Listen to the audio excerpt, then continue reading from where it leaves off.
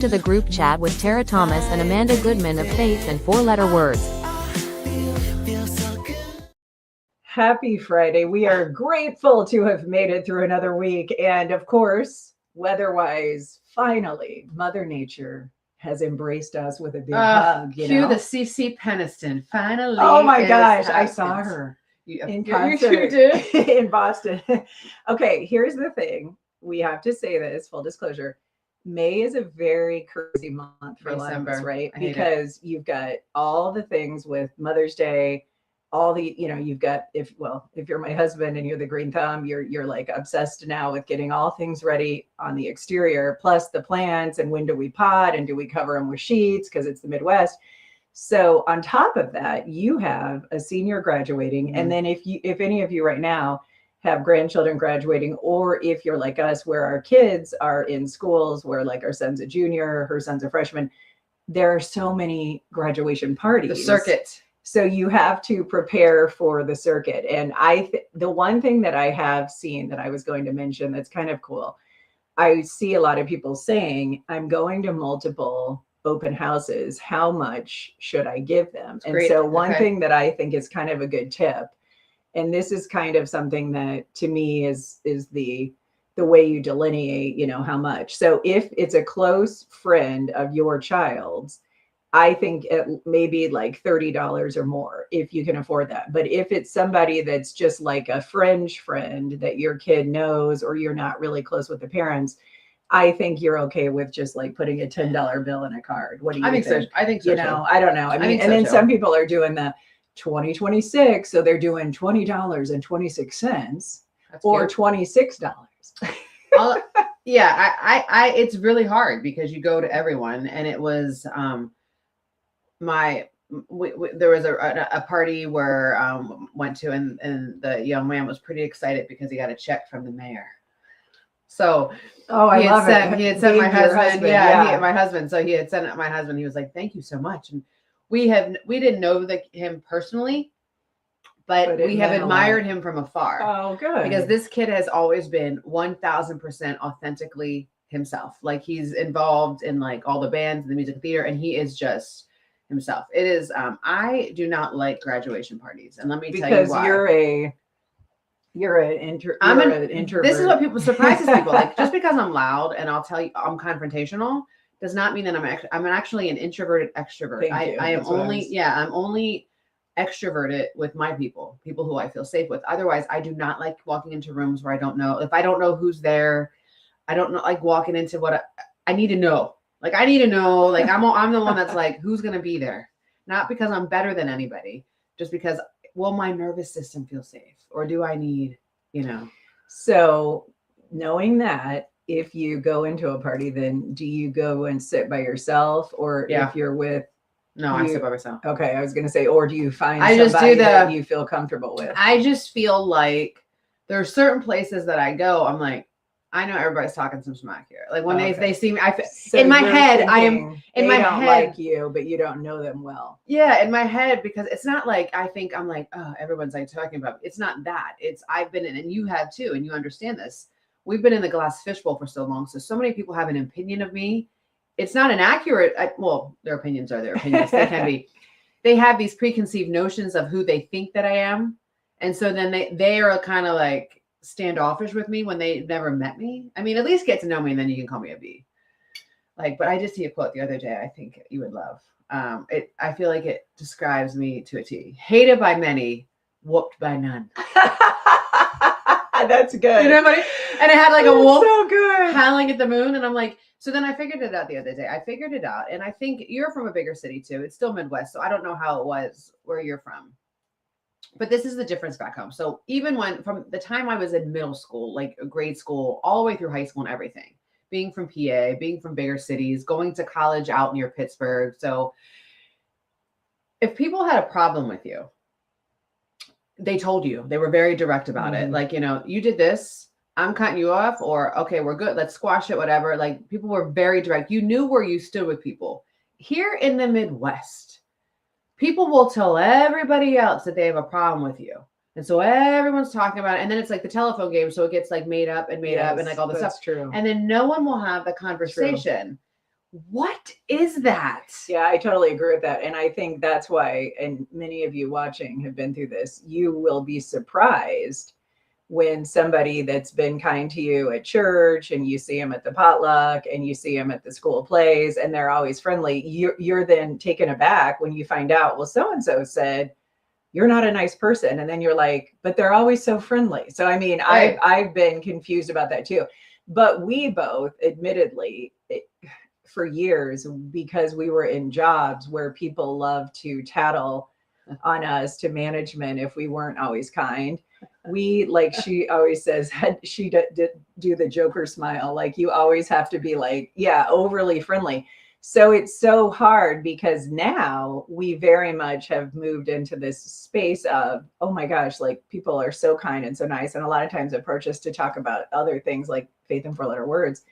We are overwhelmed, I am, with face blindness, where I can't recognize the face right away. Or if I do, if they're out of their habitat, if they're not at the job that I know they work Yes, at, or they're not, yes. Yes. I draw I a know, total blank. I And know. so I feel so bad. So yesterday at work, I saw this guy who I know who works for the Waterloo Police Department. But when I saw him like outside of his office or Right. outside the PD, I knew him. And then I said, tell me your name again. And then I felt so bad because when he said his name, I was like, duh, you know this person. You've known him You've for known like them- 3 years. But I yeah. felt so bad. No, but So admittedly, it's never because we, like she said, we don't think we're better. We No. don't think that you're inconsequential in our lives. It's that my brain simply cannot fit yeah. names and Right. face recognition No, I'm the and same retain way. it. Well, I'm the I same can't way. retain it. I just cannot. So I'm raising my kids as East Coast kids. Like, and I say East Coast kids. Oh, I'm not sure. saying like, but I'm raising my children, especially my daughters, in the same way in which like what the tools that I know that they need. And I will always do. We don't do passive aggressive in my house. We're very direct. And so what I've learned though, when you are direct in an area like the Midwest, People don't like it. people don't like it. Mhm. Well, see, I'm not going to conform to what you like. I'm going to teach my children what I believe is the right way to do it. And it being direct does not mean it's very much like, do you like this? No. And then I Just, I mean, it's not like this. It's well, and or here's- hey, you're mad at me. Why are you mad at me? And it's not confrontational. Why are you mad at me? What did I do? What did I do? Did I do something to offend you? Okay. So then how do people know what they did? It's just well, and mind-blowing. here's why you can't really, is one or the other a better approach. Here's the thing. If you are a direct person, then like she would say, you know where you stand. And so I think that's better. I think that's better to know where you stand with the person, so that if you have Yes. something that you're upset about, as soon as somebody acknowledges it, you can usually work through it and clear the air. If you don't know that they're offended and they tiptoe around you and talk around you, you can't even address it. And so that's where I respect being not confrontational as much as just being blunt or honest.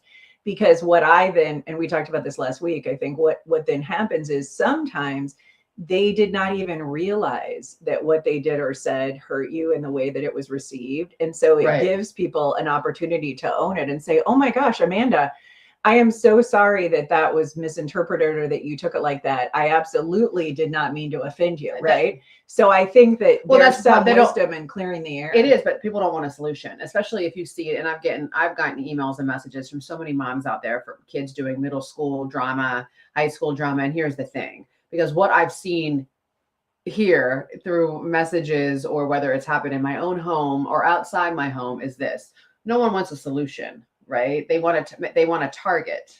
And so what happens?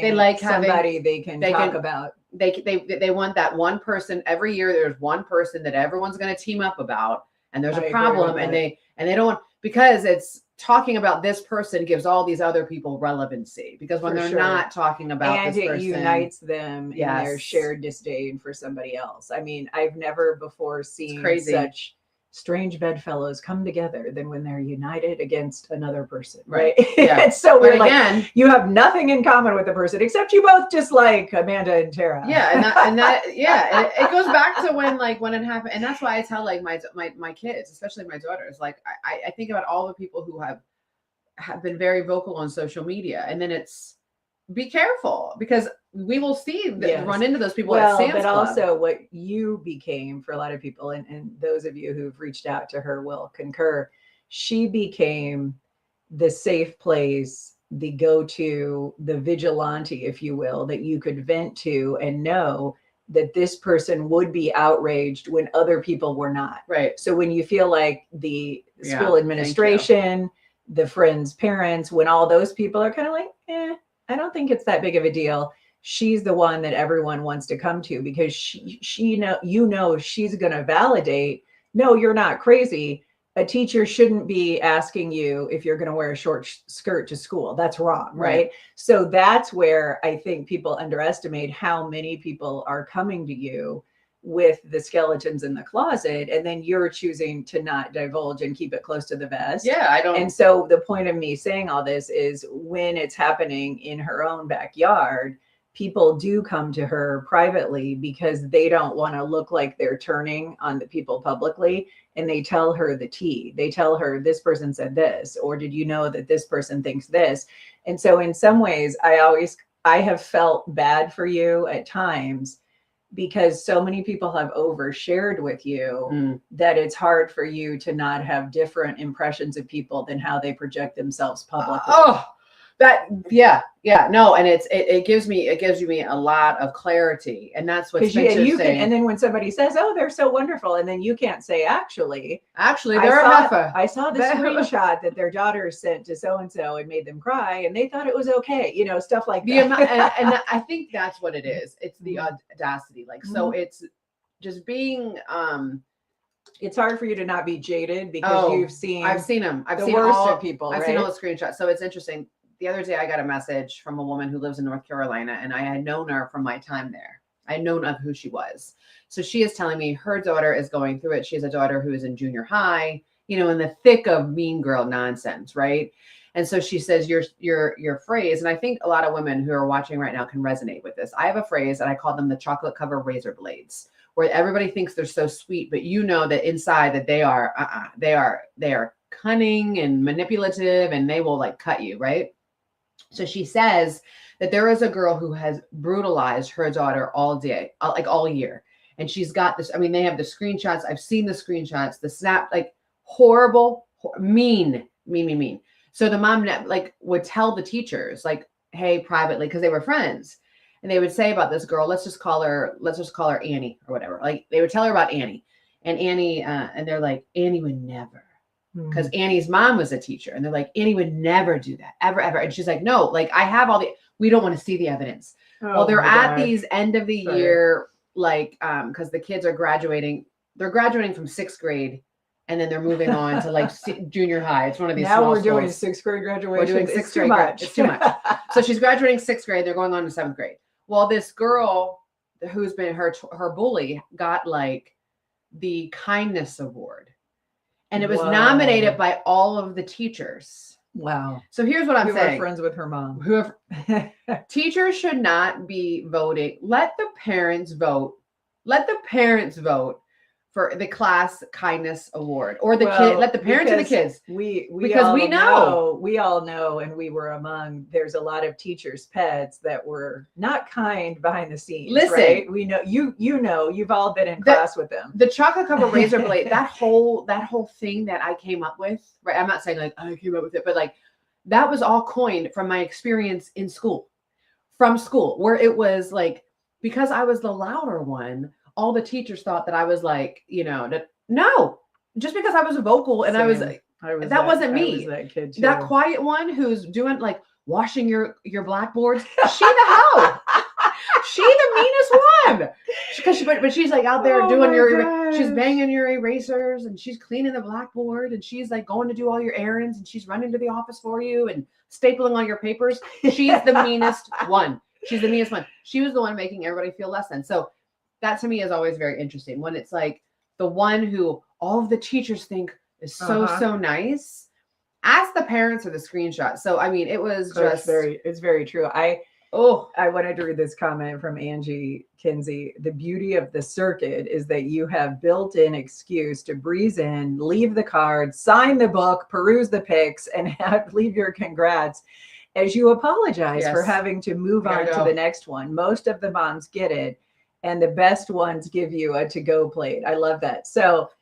So another thing that is big in the Midwest that we've talked about a lot, and it's actually not a bad thing because it makes it easier for you if you're hosting a party for a graduate, assuming like today, the weather's nice. A lot of people turn their garage into the like party space or the, place where you hold the party. What's funny is she and we grew up, myself, obviously in Illinois, and you did in Pennsylvania. Growing up, hanging out in the garage was not a thing. So only when we came to Iowa did we what I've never understood is when our weather here is so inclement, why are people putting those like epoxy floors like what you see in a car in a showroom, right? And then they're putting like really nice TVs so that when you're in your garage, you'll either be freezing, or if it's heated, you'll have exorbitant bills, or you will then park your, some people have these like $80,000 SUVs. Let's park it outside so we can watch the Hawkeyes. Watch the Hawkeyes in a garage that's not, insulated, so that like our biggest investment, our car, is out on the drive to be hit by hail and a tornado. No. And I mean, I don't understand. That was when it's just a weird concept to me, because your garage is where, for us, like with our climate, you should park your car. We were always parking our car in the garage, and sometimes my parents had so much stuff and like storage, and like you couldn't. But there was not like, hey, we would never sit in the garage. Like, so when my family comes to visit, they're like, "Why is everybody in their garage?" Like, because we were always you're in your backyard. You're in your backyard. Like we're in the backyard. Right. Or you're in the the remodeled basement with all the TVs, and we're in there. What is this? So Michael Sharp says, I have to see this. Our family was targeted and labeled when we moved to small town Iowa from Chicago. The sweetness and light kids were complete a-holes, just as their parents and teachers were. Yes, it is kind of like the South. So for all of my Southern friends, when in the South, people are like, Southern manners, no. And people are listen, they will say whatever they want as long as they end it with bless your heart. Yes. Like they will not, and they will say nice things to you, but with sugar on top. With sugar on top. Yes. But then they'll also like, oh, that's lovely. And then they go around and then they talk about you. Like, I don't have energy to talk about anybody else. Like, I don't have energy to take my disdain for you, take it home, and then da-da-da-da. Listen, you're not my people. You said something about me. I don't appreciate that. We're not going to do that again. Cool. And then I walk away and I'm done. And I really appreciate, Michael, what you shared, because that is a huge misconception, that people assume that the kid's coming from like a big city, or the kid that's coming from a situation where they've been around, the real world, quote unquote, that then when they come to the small town, they're the ones with the attitudes, right? Or they're the kids that aren't kind. It's actually, out of here. We've seen the opposite, because here's what I will tell you, and we've talked about this. So my husband taught in Waterloo at Waterloo West, and Waterloo West has so much diversity that, I mean, the district itself is up to like at one point 75 different dialects, like 17% of the kids are bilingual. So they're speaking another language in the home. And what he always said that I thought was a good observation, he said, because the kids are exposed to so much diversity and they hear in the hallways so many different languages, they are then less inclined to be critical of people who are different. So when you go from like Michael, a suburb of Chicago, for example, where maybe there was more diversity, and then you move into a small town, you're actually surprised at how homogenized some of the people are, and not meaning to be, but therefore less open to differences. Yeah. And it's not because they even recognize it. It's just all they know, right? Right. So you drop somebody from a suburb of Chicago, like into a small predominantly white town, and that will be a sort of a two-way culture shock. But here's the good news. When you have somebody like you and your husband, and I've said this, by you living in a small town, it's actually exposing others to diversity so much so that they elected your husband mayor, and he's from a Latin country. He's from South America. So, I mean, isn't that cool? It's amazing. It's amazing because I know there was like a major news publication wanted to do a story on him. Oh, I'm sure. And he said, Mr. Telemundo. Mr. Telemundo. I love it. And he said, that's not equality. If you do a story on me, that's not equality. That's not equality. Because he's not wanting to draw attention. He doesn't want to draw attention to it. Equality is. But by default, he's setting an example because he's breaking a barrier. He is breaking a barrier. I often think, you know, like, because when I hear things that my kids bring home or I see things that are sent to me, and I'm like, y'all would get your, can I say ass on Facebook? Like, you would get your ass beat where I'm from. Like, you would literally get like.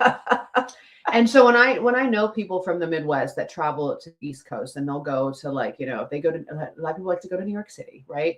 And then they're not really getting the New York experience. They're getting the tourist experience. So they're going to Times Square, they're going to all these places. But if you would go to actual New York, and then if you would ride the subway, and if you would go to like the neighborhoods, if you would go like to like Bensonhurst in Brooklyn, and you would go to all these places, you would get the New York experience. And I've had a couple people who have gone to get the real experience, and they're like, everyone's so rude. No, they're not.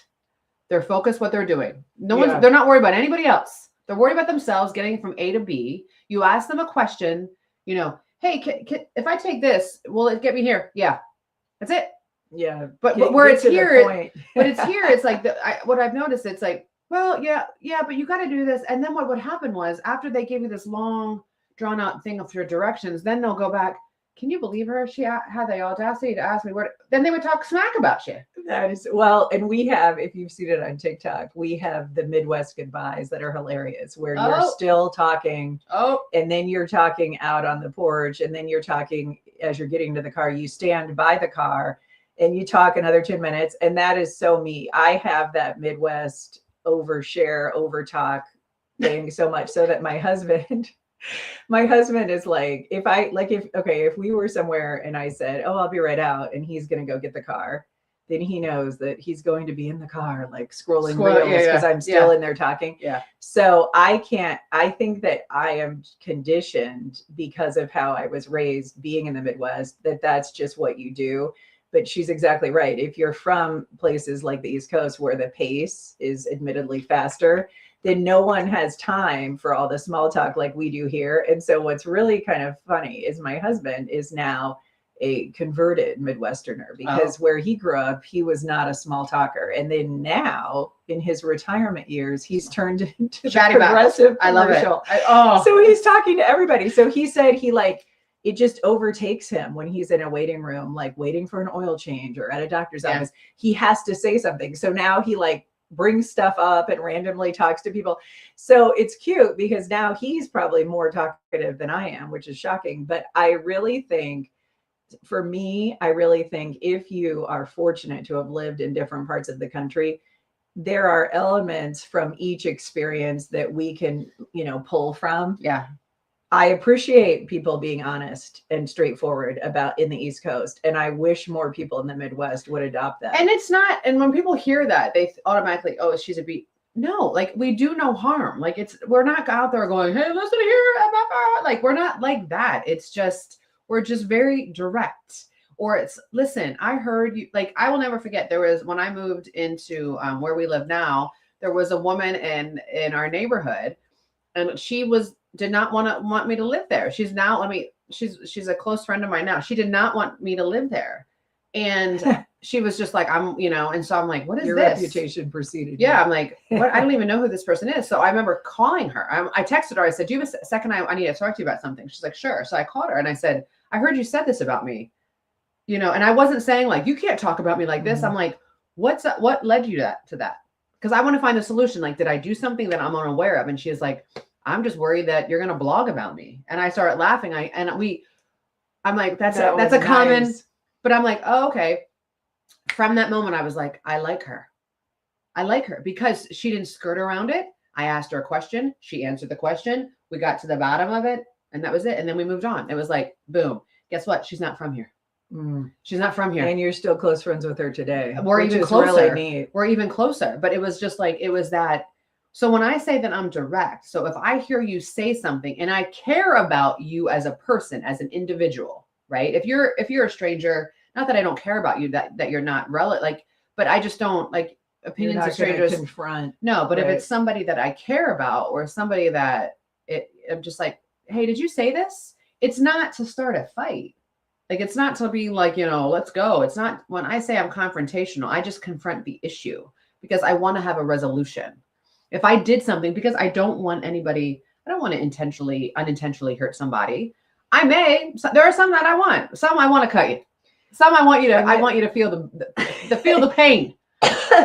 And this is a good strategy if right now you are feeling like you're having a beef that has never been vocalized with somebody. If you're going to be around that person or running into that person at some point, like she said, a quick text or a phone call could go a long way in squashing something that probably isn't that big of a deal. And it could very much be worked out with a short exchange. So go ahead right now, instead of harboring that continued animosity or assuming the worst about the person, send them a text and just say, hey, something's been on my mind. Do you have a minute to talk? Or if you feel like you could just share it in a text, you could just say, hey, I feel like we haven't talked for a while. And is there something that I did that's, keeping you from reaching out? I think the communication that we do in today's culture, the oversharing, the lost art of the communication is actually having intentional, clear exchanges with people, because everything now has become passive aggressive doublespeak. So I look for and seek out honest people in my life, and Amanda and Gina, two of my close friends, like they're both from the East Coast. So it's no surprise that the people that I have kept in my life and wanted to be close with are people who can be honest with me. And so I don't always agree with them at all. And we can call each other out and we can say things that are not maybe what you would normally hear from some of your Midwest friends, So that's good. I walk around the house like my kids tell me everything, show me everything. And so at any time they're going through something and I'm like, well, what did they tell you? Like, did they say this to you? No, I heard it from so-and-so and so-and-so. And I said, okay. So I go, have you asked them? They don't want to have a conversation. And so I literally repeat that quote that I just read. Like, hated by many, whooped by none. Like, if you have a problem with somebody and you're telling everyone else except that one person, you don't have a problem with that one person. You like that drama. You're feeding off that drama. So here it is. Like, we will exit stage left. Like, I have people who don't like, they have a problem with me. Well, I don't like you either. And like, that's the thing. So you can go around and tell everybody, well, you can talk about me and you can team up against me and you can be all these people. I don't like you either. I also choose not to be in that room. But the only difference is you continue to talk about it. I haven't talked about it. You continue to talk about it because it's giving you relevancy. And I'm not saying but they get off on talking. Like, there are people who get off on literally holding someone else's head underwater. We do not do that. And we don't do that. Here's what we know, right? That once you get so focused on the minutia and caught up in those things, that's when the bottom can drop out on your life. Girl. And so I've had that happen to me many times where it's like you're taking things for granted, you're being petty, you're focused on minor annoyances. And then that's when, like, you could have a Silverado truck hit you head on, in your windshield. I mean, seriously. So it's just, that's why we have to be more intentional about having authentic friendships. And then also, like she said, keeping, their name out of your mouth. If you don't even want to be friends with them anyway, just move on. You said that so nicely. Yeah, keep your name out your mouth. Back east we'd be like, keep my name out your mouth. Okay, keep my name out your. And here's the thing: I think where we have failed as parents, collectively, is that we are teaching our children, you be friends with everybody. We're teaching everybody to be friends with everybody. We're teaching everybody, like, that's not realistic. Stop doing it. I think the switch is be kind to everybody. Right. Be kind to everybody. It is not realistically, you cannot be. If you're a friend to everyone, you're a friend to none. Then you're spread so thin. You're a friend to none. Like, so it's like you're a mile wide and an inch deep. I think groups, first of all, when there's a big group of people, they're all talking about each other because there's cliques There's amongst fragments. Yeah. amongst the group. That's So if true. your group is bigger than 3, I mean, we've seen it. Like I've lived it I've lived it from my own So, childhood. and we need to say that because some of our people who have become friends that we've met through the show are watching. And I know from seeing what some of these people have gone through, some that they've shared with us publicly or privately. And here's the thing right now, if you're that mom and you go on Facebook or Instagram and you see other moms in your circle or people that are, connected to your kids, and you see them like doing some big fun mom's weekend or something, and you feel left out, just know this, right? That there is a potential for not only, like she described, some of that to be sort of manufactured friendships, but some of those people are focusing on the wrong things because they're going to blink and their kids will be like ours, out of the house, graduating. And then you look back and then you're like, wow, I spent so much time going out with these moms or doing all the things Socially that I engineer. missed some of the most important realities of having the kids still in the nest. And in the end, you probably won't even be friends with some of those moms after your kids graduate. So like I always see and talk to people, and I feel like there's a lot of FOMO because of social media. Like they think that they're missing out. Yeah, And it's sad because that doesn't, in the end, in the scheme of your life, it's time with your family and your husband that's going to make the difference. And I think about this, like I was thinking about, excuse my sports bra. I was thinking about, just where I am in my life. And my favorite thing is to be at home. Like it's to be at home and it's to be, I just relax and chill, because in my 20s, and like you as well, we were chasing our career and we were building our news career.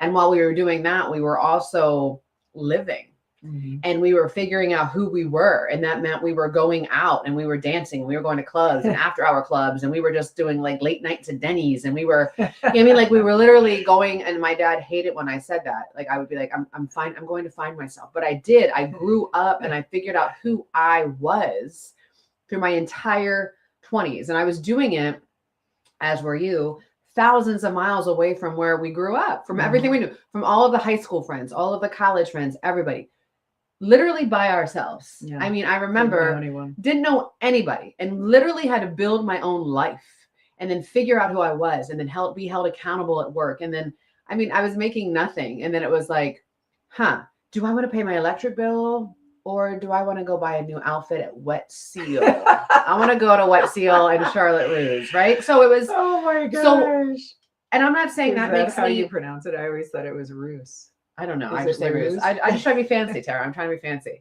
But that, for me, is where I am more comfortable now at this age, right? I don't have your selfish years. I was very selfish. I don't have FOMO. So if there's like a group of women, not that, I mean, like hanging out, and I'm not. Because you didn't like marry your high school sweetheart and instantly start a family in your 20s. No, we both didn't marry until you were 30. I was 33. Okay. You were 32. Yeah. 32. Yeah, I was 30. And that was the when rule. I went to a bridal show I think it was. Did they think that you were? It was in Cedar Falls, and I looked like I was like the mother of the bride, not the bride, at 32. I mean, that's how young the brides were. And I remember, which is fine. I was surprised because I remember thinking, well, I don't feel like I'm that old, but in smaller, more rural areas, people genuinely just tend to marry younger, which is fine. Yeah. Which is fine. Cause we've even said our children, our daughters are kind of in that trad wife generation where now they're going back to people marrying younger. And that's not a bad thing. It's not a bad thing. It's just, for me, I was too immature, too selfish, too narcissistic, and too entitled. And I didn't know who I was because I went to Catholic school my whole life. So I was told who I was for my whole life. Yeah. I mean, and that's, I mean, I love Catholic school and everything, but you're told who you are and then for me, it was in a box. I was in a box. Like, you're going to be this, and you're going to be this, and you're going to be this, and you're going to be this, and stay. And it was like, I don't like it. Like, I don't like it. I had to figure out who I was. And that meant I had to fall on my rear several times. I was broke broker than broke, in debt. Like it was all of the things, and it was like fall down 7, stand up 8. And it was so that is where now I'm so thankful for that, because that was the journey of the grit. And I didn't know then that it was getting me ready for now. Yeah, that's so true. It was That's- now. Like I remember I was thinking my dad was diagnosed with prostate cancer in the early part of my news career. He's fine now. You know, he had his prostate removed.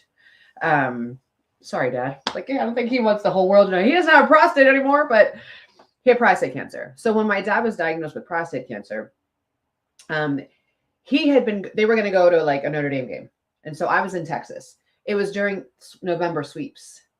So that there was a rule, 4 times out of the year, Tara and I could not take off at all. Sweeps, you had to be at in the station. Yes. But very long story short, I said, I got to go check on my dad. I'm going to go meet him at the Notre Dame game. Like I have to put my eyes on him to make sure he's okay. And then my boss, Carrie King, was like, absolutely. And I said, are you sure it's okay? Like, I don't want to get in trouble. She's like, go. Well, there was another rival in the room who wanted like, and she, like, it's not a girls industry. And so she went around the station and was telling everybody that I was lying and I was just trying to go to a football game and I was trying to drink. And I don't crazy.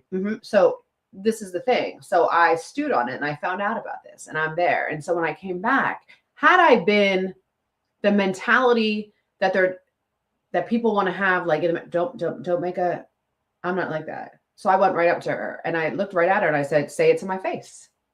I was like, say it to my face. And she was like, what? I'm like, say it to my face. And it was very quick. People knew, like, and it's established then. We're not doing that. I don't play that game. If you have something to say, so I'm circling everything back. I'm tying everything in from the beginning of the show. If you have something to say to somebody, say it with your chest out. Don't hide behind a computer. Don't hide behind this. Don't collect friends because you're too weak to stand alone. Yeah. If you have something to say, and you have every right to say how you feel, but say it with your chest out. But then if they did confront you, sometimes that's when they would probably admit this is really stupid. Well, she was looking at me and she was just like, I didn't, you did. And I've got the receipts. And I was like, you did. And then again, you have to be ready. Like I was labeled like, oh my God, she's such a B. No, I'm intolerant to BS. I'm intolerant to BS. I am never going to let anybody get comfortable being disrespectful. So I'm not really confrontational. I'm just kind of like this. So what'd you say? Like, let's air it. Let's air it out. Yeah. What did you say? So if you are not comfortable saying it to somebody one-on-one, you probably should keep your mouth shut. Say it. That's really good advice. If you want to hear more about our not expert opinions, we'd love for you to join us next Wednesday, the 27th. Is it the 27th? No, it's not next Wednesday. Sorry. It's in 2 Wednesdays at Osage. This is only May 15th. We have 2 more weeks. Got you. Okay. Thank you for But saying 2 that. weeks, we're going to be in Osage, and those tickets are selling like hot cakes, as they say in the Midwest. Okay, so on Wednesday, May 27th. Hot cakes or pancakes, right? We are going. Are they pancakes? Hot cakes? Is that what they are? Yes, they're Okay. yes, and that's a great phrase. Sorry. I don't know where that phrase. I say it, but I'm always like, are those pancakes? Yeah, they are. And do pancakes sell fast? Is that why? Like hot cakes sound like hot are cakes. selling faster than the pancakes. Like if you back home, we'd be like, sell them like pierogi. Have you ever had a pierogi? I think I have in Seattle. Yeah, because Seattle has that. Okay. Pike Place has all the different. I want to give foods. everybody a recipe. And this is what we need to be doing more in the group chat. Tell me what's easy stuff. So I'm a crock pot mom during the winter, and then my kids hate it. They hate by January they want to burn the crock pot. So now I'm on to sheet pan dinners. Oh, that's good. Sheet pans are really easy. So here's a really easy one. I believe it was like 400 degrees, and it's chicken sausage, red and yellow peppers cut up, and then pierogi, frozen pierogi. Okay. And that pierogi is a PA thing. I guarantee Gina knows it. Yeah. We love some pierogi. Put that in the oven for like 20 minutes, like olive oil, garlic. It's amazing. It's amazing. So pierogi, I was laughing last night because my kids were like, oh my God, you and pierogi. Like that is a Pennsylvania staple. Whether you're in East Central or Western PA, everybody in PA eats pierogi, and they serve them at concessions. It's Polish. Yeah, Gina definitely will know this because she's Polish. She's Polish, right? So she, it is like we used to serve them at our concession stand. like the walking tacos of Iowa. It's the walking taco. Yeah, I of love like that. we would have like pierogi, and then they would take it and they would fry it. Girl. Okay, so the best really Iowa staple that my stepdaughter Lauren loves now from being introduced visiting us is puppy chow. She had that's never delicious. and puppy chow growing up, we didn't, one state over, we didn't have that, or if we did, if someone did make it where they put the Chex Mix with the peanut butter, the chocolate, Ugh, and then the powdered Lord sugar, Almighty. it's so incredibly good. It's so addictive. Like we didn't call that puppy chow. So I didn't learn that until I moved here. And now I'm like, that is like the pride of Iowa is puppy chow. Right? It is. I mean, it's so like when someone finds out crazily when good. somebody, because it's like, It's first so of all, good. like I don't make it like I don't And they make sell it. it at the gas station. Oh, I know. And it's like when someone brings puppy chow and you're If like, it's a homemade, yeah. like everyone gets really excited. And Scotcheroo. We didn't call. I don't think we called it Scotcheroo. So Gia makes her own. We call them Gia-roos. Oh, 'cause that's they're very, cute. very That's good. cute. No, we don't have. So like anybody from back home, like New York, PA, like all the Italian areas. So we have like the cookies that we make. That's like we make pizzelles. Have you ever had a pizzelle? Yes, Gina has sent me. Gina has made those and sent me some of those. Yeah. Yeah. Gina and I would have like that's why I mean Yeah. like talking to Gina is like just being at she's home. Like very much a foodie like us. Yeah, So yeah. which by the way, if you have somebody in your life like we do, where Gina, for example, where they love and admire the group chat and watch the show regularly, we have an opportunity to bring her on as a co-host and a guest. So she'll be visiting. So that's a tease for a future addition to our show. I want Gina to teach everybody. So when I moved to college, and I went to college on Western PA, so East PA, I say things like hot dog, talk, water, But she said your accent is more New York because your mom is from Brooklyn. That probably could be it Yeah, too. but it's part of it is. But it depends on what part. Like all of my friends from Philly, like it's water. Like it's you know what I mean. Like it's but like Western PA, they have a whole nother dialect. So my roommate, one of my roommates was I had two roommates my freshman year, and then they both from Pittsburgh. And I will never forget. She says to me, she's like, "I'm going at." I said, "What?" And she's like, "I'm going at." I said, "At where?" And she's like, "I'm going at." And I'm like, "You're going at where?" I thought she was saying like AT. And she was saying, "I'm going out." So funny. But they say at and they go Yes. downtown. Well, and then another thing that Chris Carter pointed out to me, he's from California and was my former morning co-anchor. People in the upper Iowa region, they pronounce the A's differently. So he said instead of saying crash, people say crash. Crash. Almost like an A, like a long A. Do you know who does that? Ron. Ron does that. Ron Steele does crash. He said Ron was one of the chief offenders from Washington, Iowa. No, he's from Wapello. Wapello. Yes. So, yes. Okay, Jean said, "I'm not a fan of puppy chow or Scotcheroos, and I was born and raised in the Midwest." Like, are you crazy? Like, you're the only person we've ever met that doesn't like one or both. And look at Lisa. Pierogi is so good. There was a Polish restaurant in downtown Chicago that was owned by the parents of one of my friends, and oh my gosh, their potato pancakes. Yeah, Polish food is delicious. There is, and I was actually watching. I love watching diners, drive-ins, and dives on Friday nights because I'm a fatty. And I want to watch food. And so Hector and I will sit there and we'll watch this. Because if Hector will watch something and then he'll be able to make it. He can recreate it. He's a phenomenal little chef. But back in Philly, and I can't even remember where it was, but they were making cheesesteak pierogi. And I mean, I went like this to Hector. I went, now I can die. I've seen it all. Like here it is. Oh like my gosh. it's because it's so funny because somebody had asked me to like, do you eat cheesesteaks all the time? Oh and I don't think, no. I don't think any Pennsylvanian ever eats like I don't go home. I mean, it's like my husband, like he grew up right in the shadow of Mount St. Helens and he's never been to Mount St. Helens. Right. Yeah. Yeah, we don't. Like, I mean, we do, there are some things, I mean, like we don't go to the Liberty Bell. I think I've seen it once. What is that movie with Nicolas Cage where they, remember it was like filmed like Treasure Hunt? Oh yeah. National National Treasure. Like we don't do that. Like I haven't, I think No, I Yeah, think when maybe I you- did the when you Rocky live Steps. near iconic tourist locations, or in this case, the best cheesesteaks in the country. You don't always partake. It's like somebody I and knew we that don't go lived- to we don't go to Pat's and Gino's in yeah, Philadelphia. the touristy ones. My friend who lived outside Vegas, like they would never go to the Strip, which is so weird, right? Because when you're in Vegas, you think that Oh, the yeah. people that live there, they don't. But I will wanna- say this: I think, and if Gina's watching or if she watches later, I need her to correct me because I'm going to ask some of my sorority sisters as well. But if you live in Pittsburgh, you will go to Permane Brothers over and over and over, like because Oh, Permane okay. Brothers, And that's where they do what The what are sandwich- they known for? okay, their sandwiches are this high, all right, and so they put like Wow. let's say you have pastrami, it's pastrami, and then they Love put the cheese, pastrami. and then they take a scoop of coleslaw and a Oh. handful of fries. Oh my gosh. And the amazing. sandwich is this big. Like I don't like Sounds slaw. amazing. I don't like Oh, slaw because I don't. what? First of all, I don't like the name slaw. Coleslaw. I love coleslaw. Watch someone's and, face. They're like, you and want there's coleslaw? nothing better than a Russian dressing. I can't. and a When I pastrami. taste coleslaw, I'm like this. But what like it- about KFC coleslaw where I they don't. put sugar in it? No, I don't Okay, like it's coleslaw. Okay, it's the texture. I'm so Midwest that growing up on the farm, I didn't grow up on a farm. My parents and grandparents did. We put sugar on our cottage cheese and salt on our Cantaloupe. cantaloupe. Yeah, we That's do a that. thing.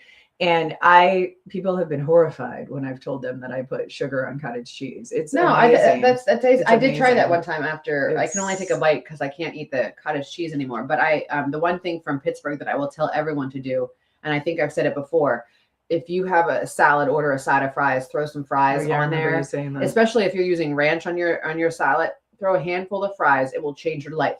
Pittsburgh, no salad comes without fries, like on top. Like it will freak you out if you're not aware. I mean, it is there. It's a Pittsburgh salad. It's amazing. And some of the nicest people you ever meet are from Pittsburgh, Pennsylvania. The Midwest reminds me of Western PA. Western PA. Definitely a lot of, is and very they're nice. practically Midwest. They're so close to, like, what is it, Ohio? Okay, so pierogi is so good. We shared that from Lisa. And then Jean said, my mom made awesome potato pancakes. Christy said, I've never had them. I'm very intrigued. And Lisa said, you will enjoy them when you make them at home, or, the frozen ones. But nothing better than when they are made fresh at Amen. a Polish restaurant. Polish and food I is just, delicious. I can't think, have you heard of a Polish restaurant in Iowa? I only know of them in Chicago.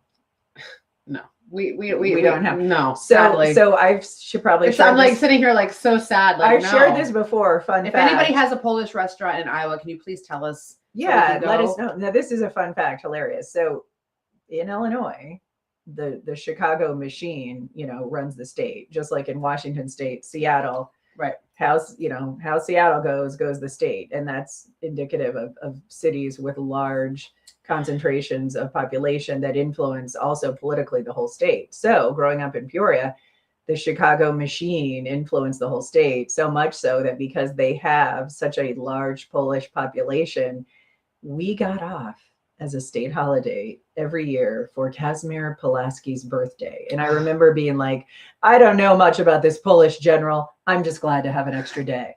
We're eating pierogi for everybody. Yeah, isn't that hilarious? That's I mean, it's awesome. so weird though, It's because crazy. like I never met Right. anybody in Peoria that like was openly Polish or shit. We had a lot of Lebanese, You a lot know- of Catholics and a lot of Lebanese. Right. So it's an interesting. Well, we mix. are heavily, in like my high school specifically, we were heavily Croatian. Okay. Heavily Croatian. Which is like Waterloo. Yeah, so they're Bosnia. Bosnia. So like the food festivals, and that's the one amazing thing about like Philadelphia. There is always a food festival, and it was broken up in neighborhood. So you Oh, would that's have like it was amazing, like the yeah. Italian festival, and then it was like always, it was like going into Boston when when we went to Boston and we were looking at BC, and then because we were looking at Brown originally, and I was there, and it was like the Feast of St. Michael. Oh wow. And so through the streets of Boston, and which you can attest, everyone thinks Boston is like this big city. It is It's not. very It's a small. town. It's a town. Don't drive around in it if you want to, unless you are prepared for a lot of stress, because it was It's- not designed for cars. No, oh The gosh. subway, the T is the way to travel. This is a great comment. Kara said, speaking of festivals, I just had a Pittsburgh steak salad in Michigan Girl, at the already Tulip know. Festival. Isn't that awesome? Amanda, I got in delish. trouble for being a straight shooter. Okay, this is Nancy's chiming in about what we were talking about earlier. Amanda, I got in trouble for being a straight shooter and telling what I think instead of sugarcoating it. Always have been that way, but I can tell you my daughter does not like it. She'll say, you don't always have to give your opinion. I tell her, I'll tell her, I don't mean to hurt your feelings. I'm just telling you the truth. That one thing, my mom is watching, and one thing that I love about my mom is, like, especially as we get older, she's very honest and she's hilarious in her bluntness, right? And so for those of you women of a certain age, we admire that you are just telling it like it is. The older you get, the less bothered you are. Listen, if somebody, I will not give my opinion unless it's asked. I don't share because I don't want to overstep. However, if somebody asks me, what do you think? I'm going to say it, but I'm not coming. I don't have a sharp tongue. Everyone assumes this about me. Everyone assumes that I'm not. Like, it's not okay. Like, I'm literally, your facial expressions give away. I'm like Dorothy Zbornak from Golden Girls. My mouth doesn't say it, my face will, but it's, yes, your facial expressions are hilarious. I think that people assume, like, back in my day, I would be like, what'd you say? Like, and I would be very much like this. Now it's very much like, well, tell me how this happened. Like, let's circle back to, like, why were you talking about me? And I'm very chill about it. And then I'm not going to fight you anymore. I'm not going to physically fight you anymore either. I'm just going to cut you off, and that's okay. And I don't mean, I'm literally going to bless and release. Just because I don't want you at my table doesn't mean I'm going to, like, and then I'm not going around getting other people to not like you. Oh, I'm not doing that. That's such a poor use of our time. Kim said, friend always says, one of her friends always says, speaking the truth in love. Mm-hmm. So I love that. Like, you're saying something because, hey, I'm telling you this because I care, right? So sometimes you can qualify. I mean, yeah, and there are some people in your life that need to be put in their place. Like, sometimes you just want to be like, sometimes you just want to let them know what you really think. Sometimes you just have to. Sometimes you have to cut people off at the knees. So my mom said, when you hit the 80s, cut to the mustard. I love that. You have earned to say it like it is. That's so true. And one thing that's funny, I was just talking to one of our neighbors about this. He's in his 70s. My mom said now that she's in her 80s, when she gets together with friend groups like their book club, or when they go out to a lunch, there's at least 15 to 20 minutes of the conversation, if not more, where you all have to talk about your health problems before you get to other topics. It's kind of like Festivus, the airing of grievances. Yes. You air all of your aches and pains, which is so funny. And then we do this now if you're getting up there in your middle age, right? So this is such a Midwest thing. When someone who's like 35 will say, yeah, blah, blah, blah, and I'm getting older. And then we always have to one up, right? So then I'm like, if you think that's bad, when a person laments like, oh, I'm 35 and, I just can't lose weight like I did in my 20s. And then of course you hit them with the wait till you're premenopausal. Yeah, we got to one up you. We're going to one up you. So as you age as women, you've earned the right to one up. So like my mom, if I complain about having a knee scope in my 50s, my mom, could say, wait until you're 81. Yeah. I was looking at Facebook memories, as I always do in the morning when I wake up. That's my thing. Like it's like OCD. I have to look at Facebook memories. And then I was looking, it was many years ago, and I did a post. I hate those early days of Facebook. Some of my posts are horrible. Like I hate it early. Like, who Facebook. Is that person? Ew, like it was gross. And it was like, I can't believe I'm nearing my 10-year high school graduation anniversary. Where's the time gone? And I was looking at my phone in the morning. I was like, shut up. Like, it was like Weezer in like Steel Magnolia. She's like, shut up. You're making a fool out of yourself. So if you want to join us at the Cedar River Complex in Osage on May 27th, tickets are still available. We've been selling quite a few, which is wonderful. So faithandfourletterwords.com. And it's a link to the tickets through Eventbrite. That's the third party that we use for ticket sales. And you can join us at an upcoming show. We would love to see you in person. And the other thing that we should mention is the children's book has been selling so well. Grace is not bossy. And what's really been fun, our friends like Whitney, whose kids are adorable, she has shared photos, as have other people, of their kids and grandkids reading the book. Grace is not bossy. So thank you so much. I'm so sorry. Oh my gosh, my son is texting me. Sorry. And by the way, I want to apologize. When you see me drinking my energy drink in the morning that I need, I am so trained. When Tara's talking, I'm assuming she's on a one shot. Oh my God. I was thinking, Gia's like, Mom, stop, like, you're doing this. And I'm like, and I forget that I'm on like a 2-shot. Yeah, so what she means by one shot is when we did the news, if we had a 2-shot like this, then when one person read a story as a single anchor, they would take a single shot. And so that's why we would look like this. And then we would turn into the 2-shot. But we're not a multi-camera broadcast right now. We just have a single computer and an ability to connect with people in a way that we would have never anticipated even 5 years ago. And as we're wrapping, it's crazy. And I want to wrap it up before I tell you the empowering word of the day, which is going to be a different word. I want all of you to go find the person who has walked in when everyone walked out and honor that person. Tara, made me cry the other day, and I want to publicly say this. So I go to the mailbox, and normally when you're old, it's just bills. So I see this and I see her handwriting, and I'm like, what is this? So I open it up, and Tara wrote me this card with this letter, and I won't share because I want to keep that personal. It was the most heartfelt thing, but she was just telling me what I mean to her and what our friendship means. And I was just like, I just sat in my car and I just sitting there, like, I'm a thug, but I cry. And I cried there, and I felt so like, I'm not your friend because I want you to tell me that does that make sense? But it was just when you, she just honored me for bringing her bucket of water to her, right? Yes. Go honor that woman, that man, that friend in your life who walks in when everyone walks out, because those people, those are your ride or dies. My daughter has some really good people who've walked in when other people have walked out. I love that. And it was really hard for those people, I'm sure, to stay. Yeah. Go against the grain. So go honor those people and tell them how you feel. Cause I'm telling you, it will and I'm so grateful that the message, you received the message as intended, because the thing is, I enjoy going back to the old school cards and letters means so much, because we have gotten so far away from that. And one of my highlights in my older years has been pulling out the cards and letters that my parents sent me in college that I saved.